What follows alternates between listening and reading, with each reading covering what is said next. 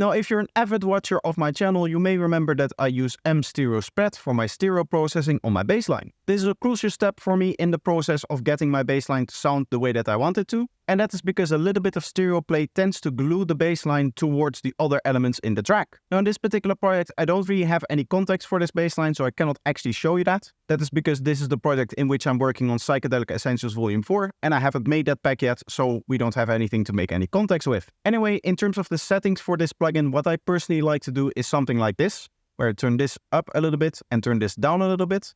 This is going to focus it on the mid-range, and we're only going to stereonize that area, meaning that we leave the transient intact as well as the lower frequencies. And then by just playing the kick and bass, we can dial in the exact tone that we want.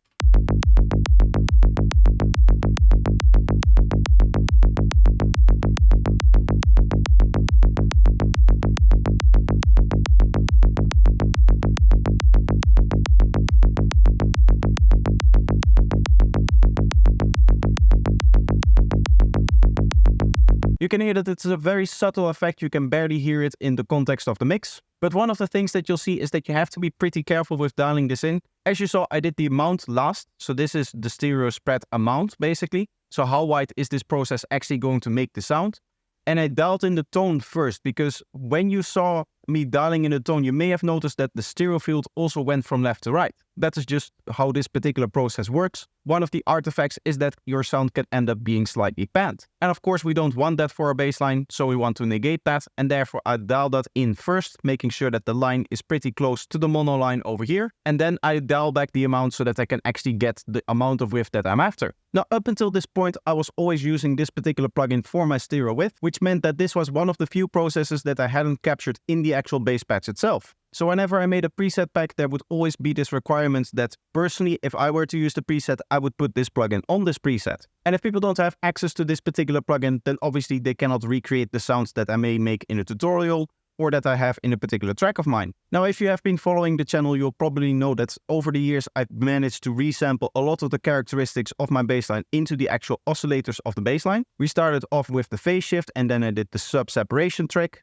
And all of that culminated in my massive guide where I go over everything that I've set up until this point. And after that, I've also made videos on my wavetable pack, which is a collection of a whole bunch of different wavetables that have different tones for different bassline types. And more recently, we've tackled the problem of resampling the envelope into the wavetable, meaning that when it comes to my basslines nowadays, they're all going to look somewhat like this. Now, for this particular patch, we can ignore this filter. This is just there to shape the high frequencies. This is not actually a filter that is being modulated. The modulation is actually happening inside of the wavetable. You can see this is the highest points that we want our modulation to be, and then it just goes down, and this is actually a filter closing on this particular wavetable, with the benefit that no phase shift is being introduced by this filter. Now, a few other characteristics of my basslines is that sub shifter that I talked about before. As you can see, we have a separate sub bass over here, and if we go into its volume modulation, you'll see that we have a separate LFO for that, which we can shift around with this macro over here.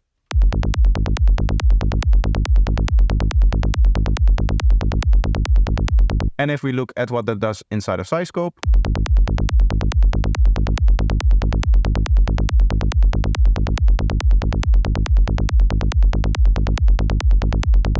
you can see that we can create this effect of the sub bass being slightly delayed, which simulates more than 180 degrees of phase shift. We also have the sub control parameter over here, which is just morphing between a full version of the sine wave and silence, which means that it turns it on or off whenever the kick plays, which is controlled by this LFO over here. As you can see, if I turn up the sub control parameter, this LFO will be applied fully because this modulation is set the other way. Meaning that when the kick plays, the bassline has no sub bass, which makes it easier to mix with the kick. And then over here, as you can see, the sub bass briefly turns on, and then before the kick hits again, it turns off again. Now, this means that there's remarkably few effects in this. As you can see, there's actually no effects in here whatsoever, other than that one filter that is just shaping the transient a little bit. And as I said before, this filter is not even being modulated, so you can imagine that basically everything that this bassline does happens inside of the oscillators and clever controls within them. Now, one night I was experimenting for volume 4 of my preset pack, and I stumbled kind of upon a way that we can basically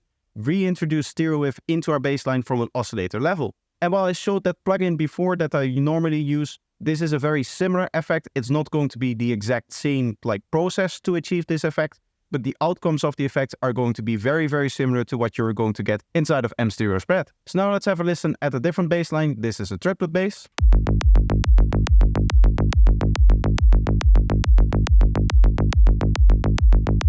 you can see pretty normal baseline behavior. We can even see that the sub is delayed. And this would almost suggest that this was made in a traditional way, but this is all made using wavetable basslines. Now the patch in which I achieved that is this patch over here, which is actually very similar to the patch that we just looked at. It just looks a lot more complex because we have moved a few things around to make space for this new effect that we wanted to add. First of all, this filter over here is not in use by anything that we saw before. This is purely for that stereonizing effect. This is basically going to emulate the focus parameter that we saw in M stereo spread. And in terms of the oscillators, the stereo effect is being achieved by oscillator B over here and a noise oscillator. So really the baseline without the stereo layer is just oscillator A and the sub over here, which is a separated sub. So again, we can see that this is a baseline wavetable.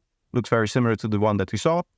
If we go over here, we can see our sub shifter. We also see our overall envelope, and then we have an envelope for oscillator B over here. And this is going to be the separate envelope specifically for the stereo layer. Now the stereo layer is introduced with this macro over here. You can see that this is an auxiliary for that other modulation that we saw over here. Just to quickly show you, it is very easy. LFO4 is going to modulate the volume of oscillator B, and that is being controlled in turn by macro 2.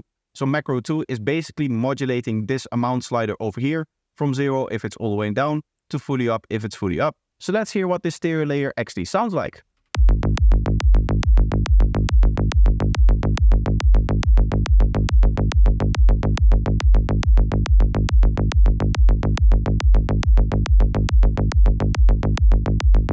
So as you can hear, you can definitely overdo it. I like to set up these kind of effects so that you can overdo it a little bit. Like if I were to use this in a production, I would probably never go with a setting that is something like this.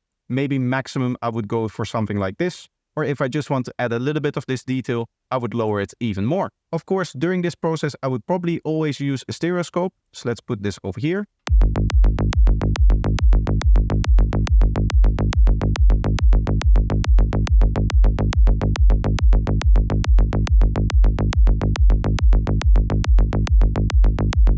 So how does this effect actually work?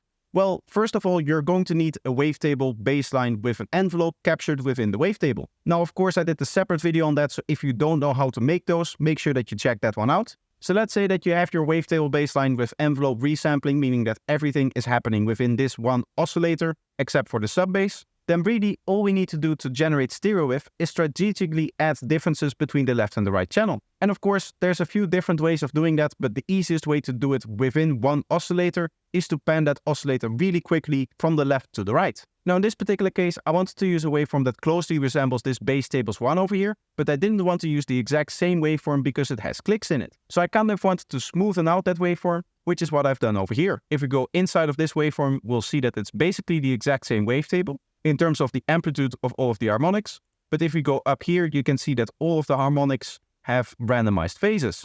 Now, if you were to do this for all of the tables one by one, just by going here and clicking randomize phases, of course, there will be differences between all of the tables, which is not what we want. So what you want to do is you want to randomize one of them, randomize all, and then in here in process, you can set phases over here, this frame to all. Meaning that it will copy the current frame that you're on, it will copy all of the phases over here and distribute that across all of the frames in this particular wavetable. What that means is that tonally, these two oscillators have the same kind of information in them. They're going to have the same frequencies at the same volume. But this one is going to sound smoothed out because we've removed that click from it. If we go up here, you can see that there's high frequencies everywhere. And if we go up here, you can see that we get one massive click. So that is the reason why we want to randomize the phases. Now for the left to right panning, there's a very easy way to do that, and that is using the noise oscillator. If you set the noise oscillator to key track and you set the pitch all the way up to 60 semitones over here, you can use it as a modulation source to pan the B oscillator left to right. Now you need to load a specific shape inside of the noise oscillator. The one that I went for looked somewhat like this. I've since deleted it because I drew it in LFO1 here that I needed for something else. But the shape looks somewhat like this, and then you just click right here and drag it in there. And now this B oscillator over here is going to pan very quickly from left to right. Then finally with the filter on here, which is of course only set to oscillator B, we're going to get the stereo effect that I showed before. Now the cool thing about this technique is that it's also fully stable, in that the bassline is always going to look the same. Let's look at it on Psyscope again. If we turn the stereo up,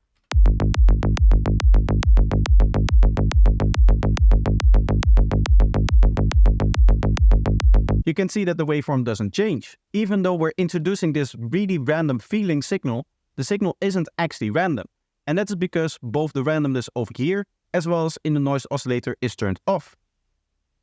This means that the waveform is always going to start from the same position, as well as pan left to right from the same position. Like the modulation is always going to start at the same point as well. And that means that the basses that come out of it basically act like resampled basslines. Now, of course, this is a very big deal because theoretically, I could capture an entire bassline worth of processing, capture that inside of a wavetable, then resample the envelope and apply the stereo processing to the bassline as well, directly inside of the serum patch, and I can basically share with you a finalized bass sound. This would mean that for my basslines, you would need no processing. You just put them in the track, lay out your MIDI, and make sure that the volume is set correctly, and that is how you mix your kick and bass. Now, as I'm still in the middle of creating this preset pack, I'm of course still exploring what all of the options are. One of the things that I would like to accomplish is being able to switch the functionality of this oscillator with this oscillator. If there's some way that I can do that and have the sub bass back over here, there's a few things that I can do. One, phase alignment becomes a lot easier because then I just have the phase knob over here. Of course, the sub oscillator doesn't have a phase knob, meaning that you cannot actually phase align with this. And that it also makes the automatic sub control possible, which unfortunately this preset does not have. It only has that sub titer,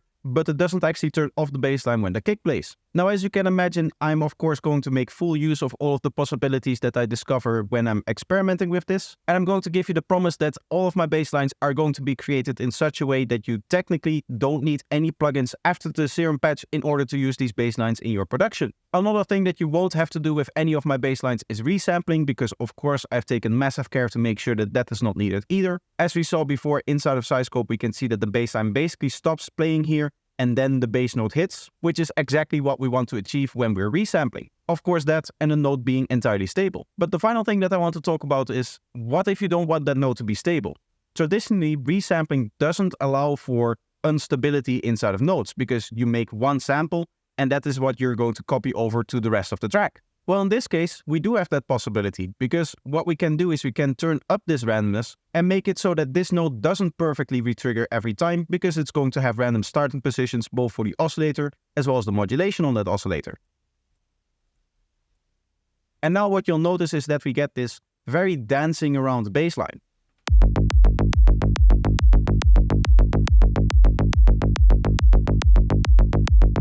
You can also notice it in the stereo graph over here.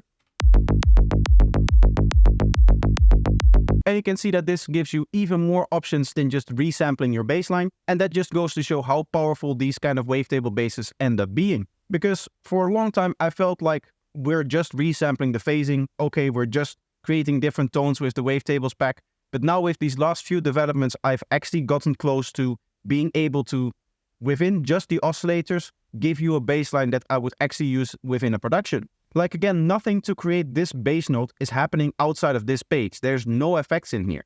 So you can see how powerful just resampling like this is. And really that is what I want to bring across, because a lot of people have been asking me why I do all of this.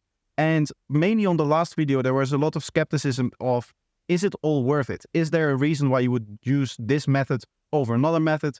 And I just want to show you how powerful it is that I'm able to basically give you a finalized bassline just within oscillators. Now that's going to be it. I'll quickly say, if you want to be notified on when this preset pack is actually dropping, make sure that you go over to my Gumroad and sign up for my mailing list. And while you're there, check out some of my amazing products. Now, if you learned something and you like this video, let me know by leaving a like and make sure that you're subscribed to the channel. Another way to support me is by checking out some more of my content. So there will be 2 videos up on the screen right now for you to choose from. So just pick one and enjoy, and I hope to see you in the next one. Bye bye.